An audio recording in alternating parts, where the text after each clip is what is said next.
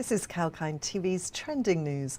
Now, the seasonally adjusted wage price index rose 0.7% in the June quarter, but that's still below the rate of inflation.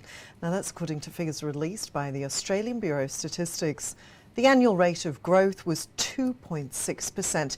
This is the highest annual rate of wages growth since September 2014. Head of Prices Statistics at the ABS, Michelle Markt, says expanding demand for skilled jobs over the last 12 months has continued to build wage pressure across a broader range of industries and jobs, reflected in the increasing size of pay rises. Private sector wages were up 0.7% over the June quarter, with the public sector rising by 0.6%. Annually, private sector wages at 2.7% rose more strongly than public sector wages at 2.4%. Now, the public sector has a large proportion of jobs paid under multi-year enterprise agreements, which tend to be less reactive to labour market conditions.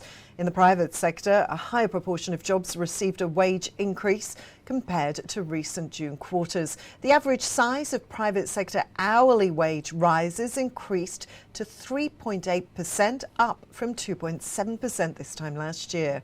This is the highest rate of average wage movement for the sector since June 2012.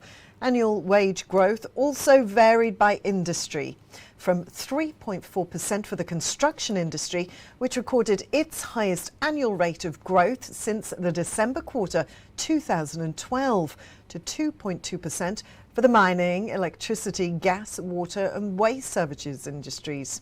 Western Australia recorded the highest rate of quarterly wage growth at 0.8%, while Queensland and Tasmania recorded the highest rate of annual growth at 2.9%.